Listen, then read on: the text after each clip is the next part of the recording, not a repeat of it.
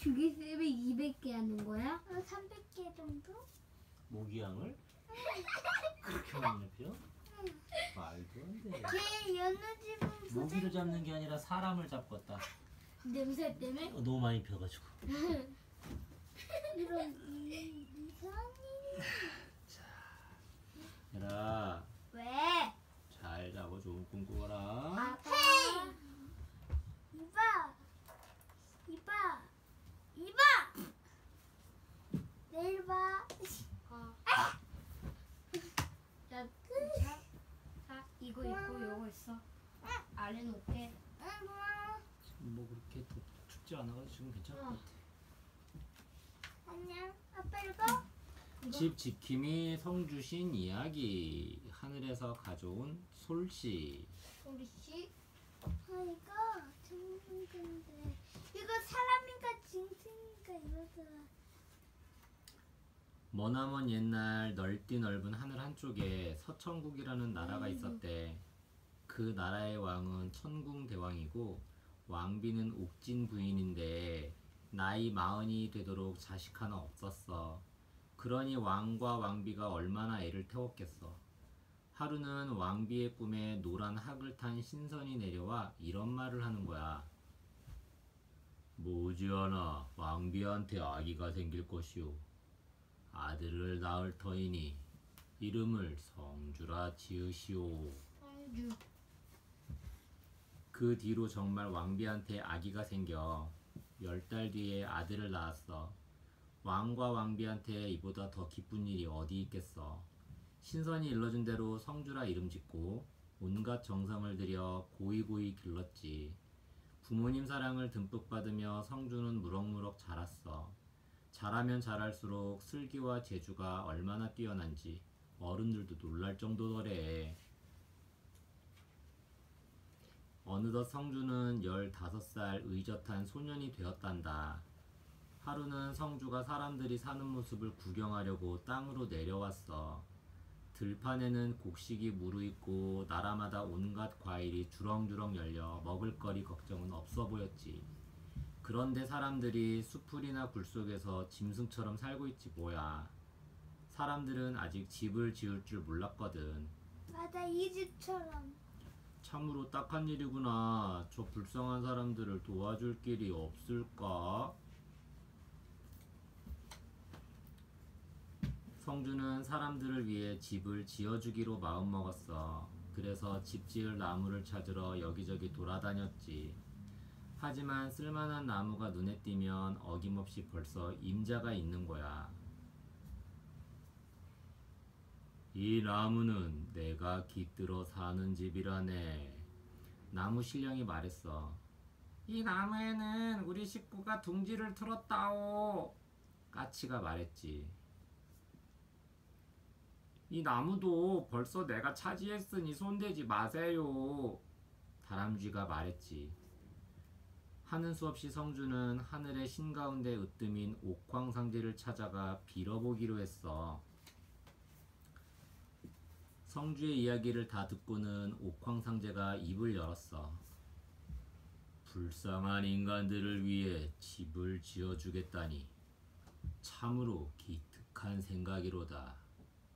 내가 솔씨를 내줄 터이니 그걸 심어서 크게 자라면 집 짓는 데 쓰도록 하여라.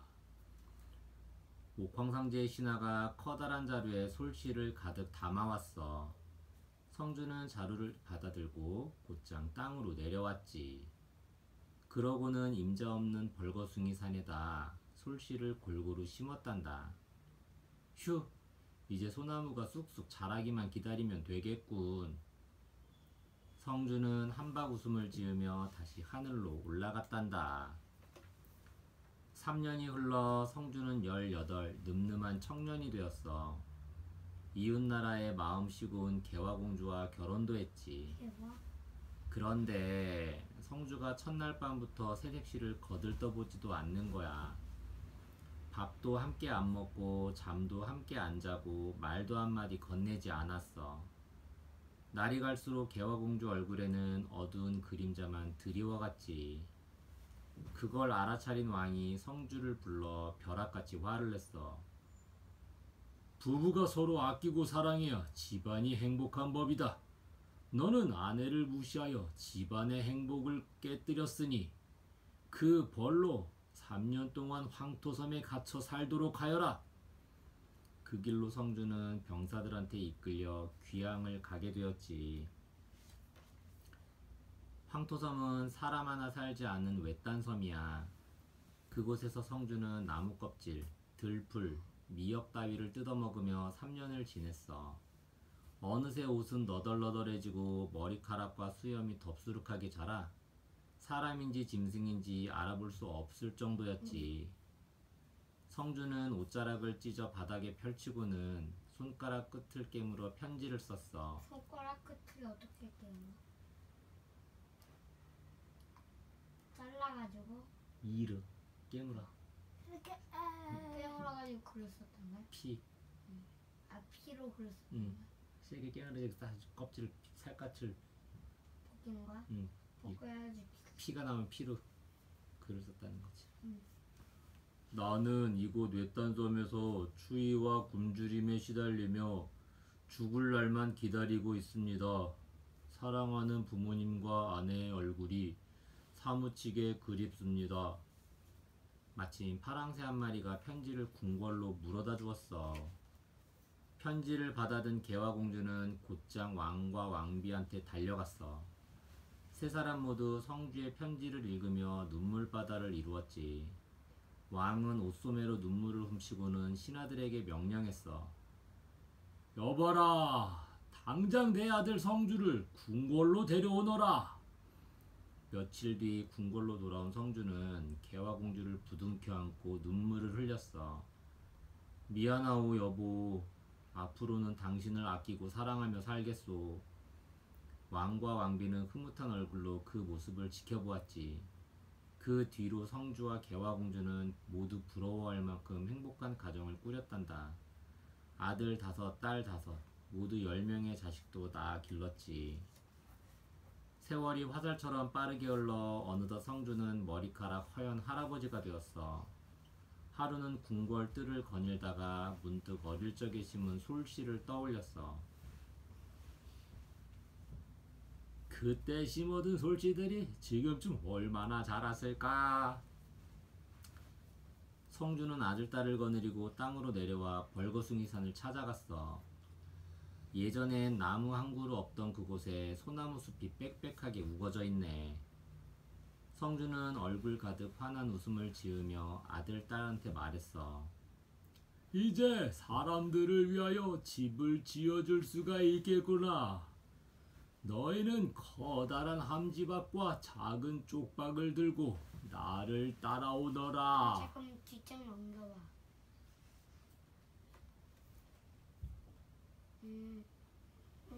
넘겨? 성주는 아들, 딸을 데리고 시냇가에 이르렀어. 자, 함지박과 쪽박으로 모래를 퍼서 쇳가루를 일도록 하자. 집을 지으려면 연장이 필요하고 연장을 만들려면 쇠가 있어야 하거든. 성주와 아들, 딸은 부지런히 손을 놀려 쇳가루를 걸러냈어. 가벼운 모래는 물에 흘려보내고 무거운 쇳가루만 남기는 거야. 이렇게 몇 날 며칠을 일한 끝에 쇳가루 15말을 걸러냈지. 15마리 뭐야? 한 말, 2말.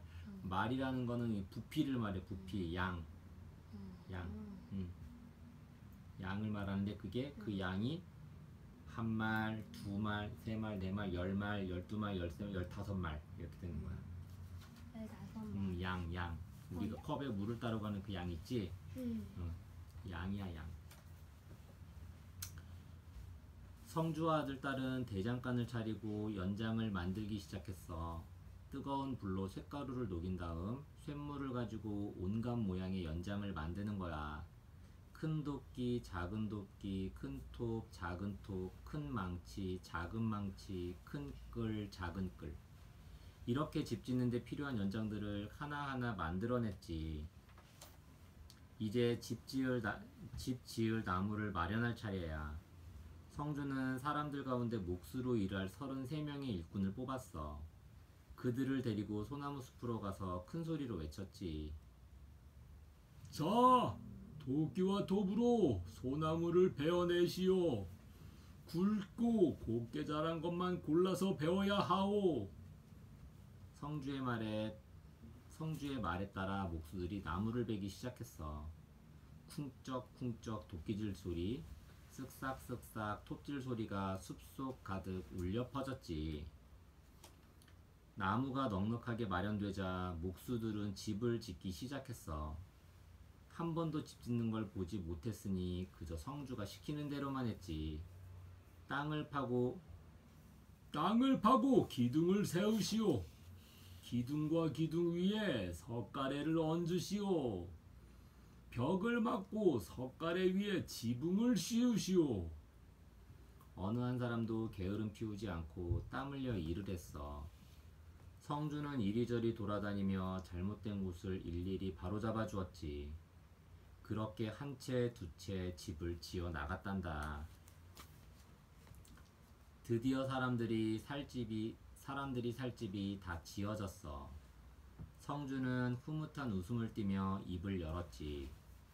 아빠, 이제 잠깐만. 근데 얘가 죽어서 또 하늘나라에 있는 거야? 그러게 어떻게 되는 건가 봅시다. 이거? 이제 저마다의 집에서 행복한 가정을 꾸리며 살아가길 바라오. 근데 신이잖아. 그러니까 성주 신이지. 신이니까 죽지 않을까? 죽지는 않을 것 같은데. 아, 죽지 않을 것 같아. 내가 사람들은 모두 무릎을 꿇고 머리를 조아리며 말했어. 우리 인간들이 집을 짓고 살게 된 것은 모두 성주님 덕분입니다. 앞으로도 저희들의 집을 잘 보살펴 주십시오. 성주님을 집의 신으로 모시겠나이다.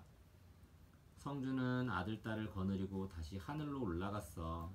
그 뒤로 사람들이 성주를 집 지킴이 신으로 모시게 된 거란다. 정보마다 집을 지켜주는 지킴이. 우리 조상들은 집안 곳곳에 집을 지켜주는 지킴이가 있다고 믿었습니다. 집 전체를 지켜주는 성주신을 비롯하여 집터에는 터주신, 부엌에는 조왕신, 장독대에는 천룡신, 뒷간에는 측간신이 있습니다. 조상들은 이들의 보살핌 덕분에 가족들이 편안히 살 수 있다는 믿음으로 집 지킴이들을 정성껏 모셔왔습니다. 절기가 되면 집 지킴이들에게 제사를 지냈고 특별한 음식이 생기면 이들에게 먼저 바쳤지요. 하늘에서 가져온 솔시에서는 집 지킴이 가운데 우두머리인 성주신의 유래를 들려줍니다.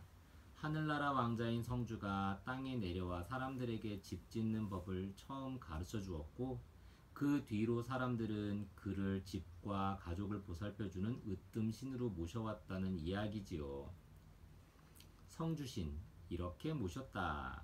성주운 보기. 우리 조상들은 집집마다 성주신이 하나씩 있다고 믿었습니다. 따라서 집을 짓기 전에 성주신과 집주인의 운이 맞는지를 미리 알아보았습니다.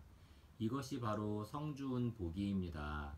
성주신과 집주인의 운이 서로 맞으면 성주운이 닿는다라고 말합니다.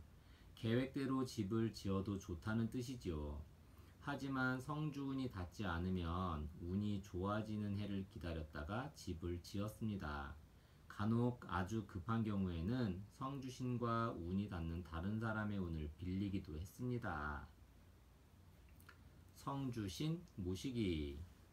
집을 짓거나 이사를 하면 먼저 집의 중심이 되는 곳에 성주신을 모십니다.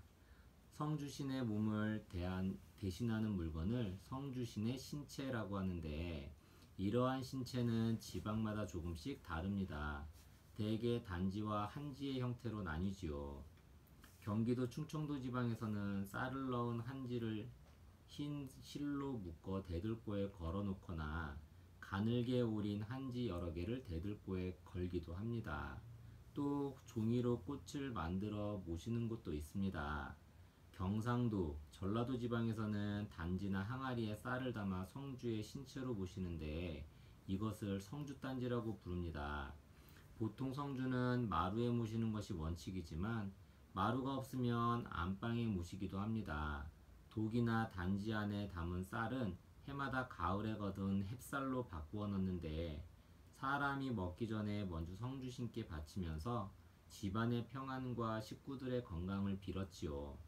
이때 묵은 쌀로는 밥이나 떡을 해 먹었습니다. 떡을 했을 때는 이웃과 나누어 먹기도 했지만 대개는 집 밖으로 내보내지 않고 가족들만 먹었습니다. 곡물 자체에 담긴 복을 집 밖으로 내보내는 것으로 생각했기 때문이죠.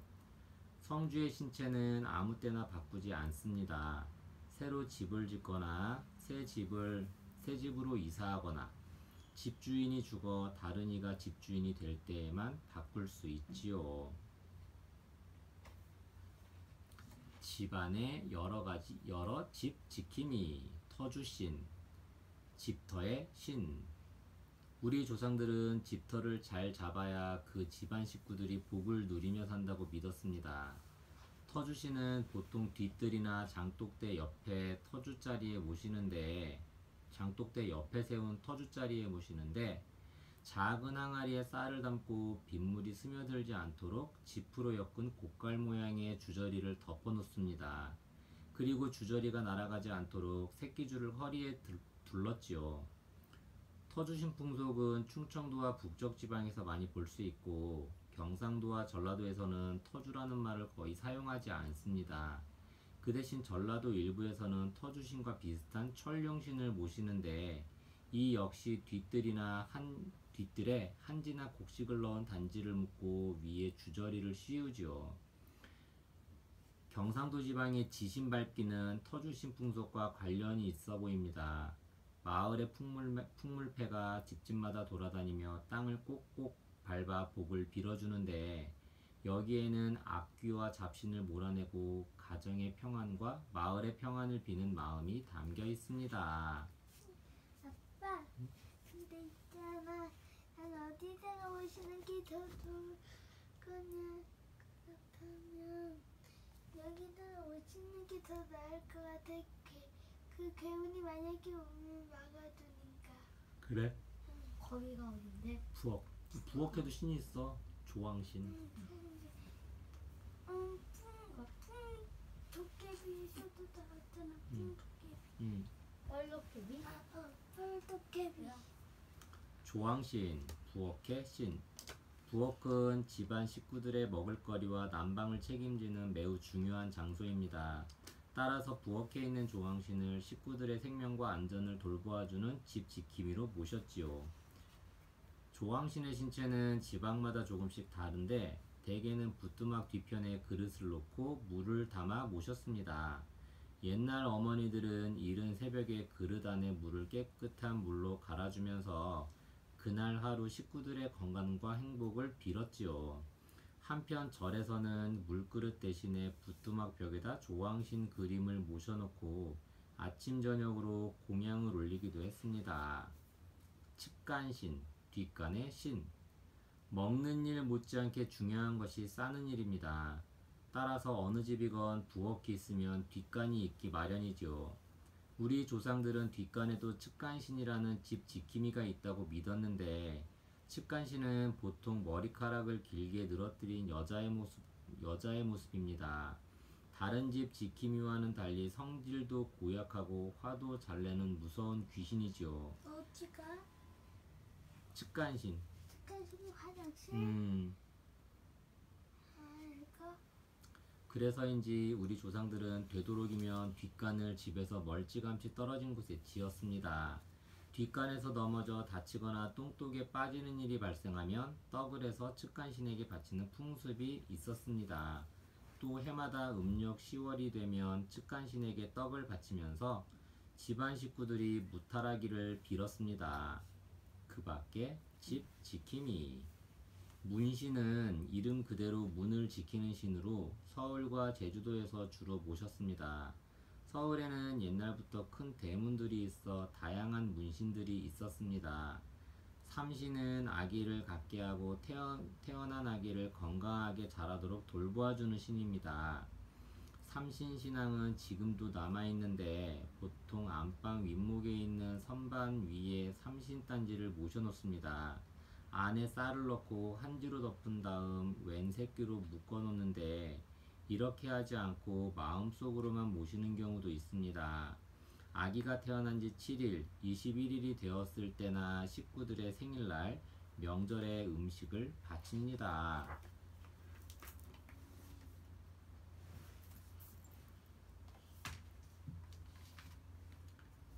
소떼 이야기. 돌아온 하늘오리.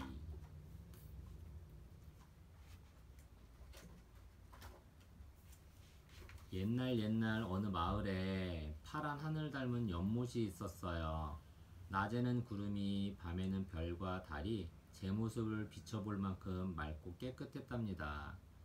묻새들은 눈이 부셔 가까이 갈 수 없고 아름다운 무지갯빛 하늘 오리들이 내려와 쉬었다 가곤 했지요. 하늘오리가 논이는 연못 근처 오두막에는 말 못하는 소년이 할아버지와 단둘이 살고 있었어요. 소년에게는 동무 하나 없었지만 심심하지 않았어요. 동무가 뭐야? 친구.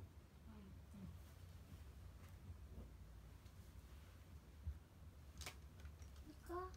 연못에 하늘오리가 있으니까요. 하늘오리는 사람이 가까이 오는 걸 좋아하지 않았지만 소년에게만은 달랐어요. 소년의 어깨와 머리에 내려앉는가 하면 소년의 뒤를 따라 날아오르기도 했답니다. 함께 자맥질을 해서 누가 물고기를 많이 잡는지 내기도 했지요. 그러던 어느 날 소년이 하늘오리와 놀기 위해 연못으로 달려가고 있을 때였어요. 피웅. 무언가가 바람을 가르며 날아왔어요. 화살이었지요. 피웅. 또 하나의 화살이 날아왔어요. 꽥. 오리 한 마리가 비명을 지르자 놀란 하늘오리들이 공중으로 날아올랐어요. 화살을 쏜 것은 하늘오리의 아름다운 깃털을 탐낸 마을 청년들이었어요. 소년은 청년들을 발견하고 미친 듯이 소리를 질렀어요. 그때 하늘에서 마른 번개가 번쩍하더니 벼락이 쾅 떨어졌어요. 바위는 산산조각이 나버렸고 청년들은 겁에 질려 허둥지둥 달아났지요. 마침 소년을 찾아 나온 할아버지도 그 광경을 보고 놀라 달려왔어요. 소년은 화살을 맞고 신음하는 하늘오리를 발견했어요. 소년을 유난히도 잘 따르던 작은 하늘오리였지요. 미안해. 소년은 화살을 쏜 청년들을 대신해 마음속으로 용서를 빌었어요. 하늘오리는 소년의 품에서 마지막 숨을 몰아쉬었지요. 소년은 할아버지와 함께 연못가에 하늘오리를 묻어주었어요. 그날 이후 연못에는 하늘오리가 날아오지 않았고 마을에는 이상한 일이 일어났어요. 장마철인데도 비 한 방울 내리지 않았던 그럼 거예요. 여름이겠네. 그치? 장마철이니까 여름이지. 우리도 여름 되는데 장마철 아니야. 정말 가을 때니까. 이거? 농작물은 시들고 가축들도 병들어 시름시름 앓기 시작했어요. 우물물이 다 말라버려 사람들은 먹을 물도 구하기 어려웠지요. 하늘오리가 놀던 연못물도 뿌옇게 흐려졌어요. 마을 사람들은 기우제를 올렸어요. 산꼭대기에 올라가 돼지, 떡, 술과 과일로 상을 차리고 하늘을 향해 한마음으로 빌었지요. 비나이다 비를 내리소서. 주룩주룩 장대비로 한 사나흘 내리소서. 물이 없어 고통받는 불쌍한 생명들을 살려주소서.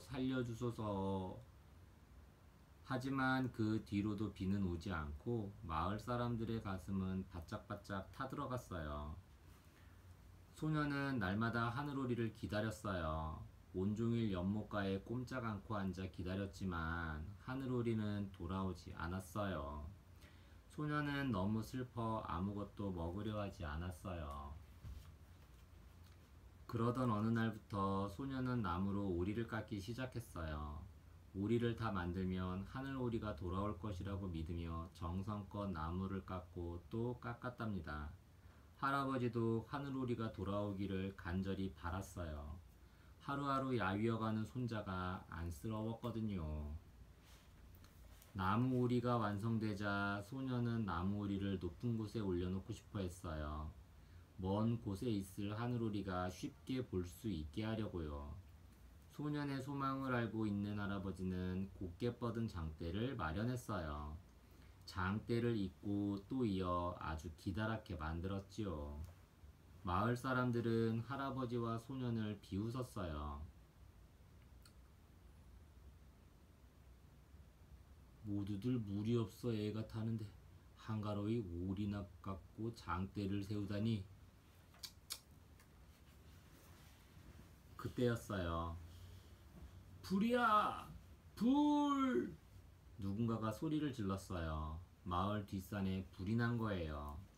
산불은 메마른 나무와 숲을 순식간에 태우며 조금씩 조금씩 마을로 향했어요. 그대로 두면 곧 마을까지 통째로 집어삼킬 것 같았어요. 사람들은 물이 없어 발만 동동 구를 뿐이었어요. 마침내 높은 장대 위에 나무 오리가 세워졌어요. 하늘오리야, 돌아와. 보고 싶어, 보고 싶어. 소녀는 마음속으로 간절히 빌었어요. 그때 굵은 빗방울이 뚝뚝 떨어지기 시작했어요. 마을 사람들이 놀라 하늘을 올려다보니 저 멀리 무언가 날아오고 있었어요. 바로 하늘오리 떼였지요. 하늘오리들이 마을 위로 날아오자 빗방울은 어느새 장대비로 바뀌었어요. 비는 사흘 동안 쉬지 않고 내렸어요. 산불은 꺼지고 우물물은 다시 채워졌지요. 농작물도 싱싱하게 살아나고 가축들도 기운을 차렸어요. 연못물도 맑고 깨끗하게 되살아났고요. 마을 사람들은 하늘오리가 비를 가져왔다고 믿고 하늘오리를 돌아오게 해준 소년과 할아버지에게 고마워했지요. 그 뒤로 연못에는 하늘오리가 계속해서 날아왔어요. 마을 사람들은 하늘오리는 물론 소년이 세운 나무오리도 소중하게 여겼어요. 장대 위에 높이 솟은 새라고 하여 솥대라는 이름도 붙이고 나무오리가 썩거나 비틀어지면 새로 정성껏 깎아 다시 세웠지요. 소문이 널리 퍼져 다른 마을 사람들도 복과 비를 가져다 주길 바라며 솥대를 세우기 시작했대요. 정보마당, 마을을 지켜주는 솥대. 옛날부터 우리 조상들은 마을 입구에 솥대를 세웠습니다. 솥대는 곧게 뻗은 기다란 장대나 돌기둥 위에 조각한 새를 올려놓은 것입니다. 사람들은 솥대가 나쁜 귀신과 병으로부터 마을 사람들을 지키고 홍수와 가뭄을 물리쳐 풍년을 가져다 준다고 믿었지요. 돌아온 하늘오리에서는 솥대가 만들어진 이야기를 통해 솥대의 의미를 들려줍니다. 솥대는 마을 공동체에서 함께 울고 웃으며 살았던 우리 조상들의 흔적이 남아있는 소중한 전통문화입니다. 그런데 안타깝게도 솥대는 우리 사회가 도시화되면서 점차 사라지고 있지요. 솥대를 다시 되살려 시골길 어디에서나 우뚝 서 있는 솥대를 만났으면 좋겠습니다. 솥대의 부분, 장대. 하늘을 향해 길게 뻗은 장대는 신들이 하늘에서 땅으로 내려오는 통로라고 믿었습니다. 조상들은 솥대에 쓰는 장대를 매우 소중하게 여겼고 장대는 높을수록 좋다고 생각했죠. 솥대에 쓸 장대는 깊은 산속에서 자란 나무로 만들었습니다. 새. 장대 위에 나무로 깎은 새를 올려놓아야 비로소 솥대가 완성됩니다. 옛사람들은 새를 하늘과 땅을 이어주는 신성한 존재로 생각했기 때문에 새를 올려놓았죠. 새 중에서도 오리를 올려놓는 것은 하늘과 땅과 물을 오가는 오리가 비를 가져다 준다고 생각했기 때문입니다. Y자 모양이나 기역자 모양의 나뭇가지로 만든 것도 있고 나무를 오리 모양으로 깎아 만든 것도 있습니다. 대부분 새 한 마리를 안 치지만 때로는 2마리, 3마리를 올려놓기도 합니다. 여러가지 솥대, 돌로 만든 솥대, 돌기둥 위에 오리 모양의 돌을 얹은 솥대입니다. 머릿돌이 떨어지면 마을에 재앙이 닥친다고 하여 마을 사람들은 오리가 떨어지지 않도록 정성을 들였지요. 홀로 세워진 솥대. 솥대는 주로 마을 어귀에 세웁니다. 마을로 들어오는 나쁜 잡신과 병을 막고 풍년을 가져다주는 마을신으로 섬겼습니다. 무더기 위에 세운 솥대. 돌무더기 위에 장승과 함께 세워진 솥대는 전라도에 많이 있습니다. 장승과 함께 세운 솥대. 실제로 많은 솥대가 장승과 함께 세워졌습니다. 이때 장승이 나쁜 일로부터 마을을 보호하는 역할을 한다면 솥대는 홍수와 가뭄, 화재를 다스리는 일을 한다고 믿었지요.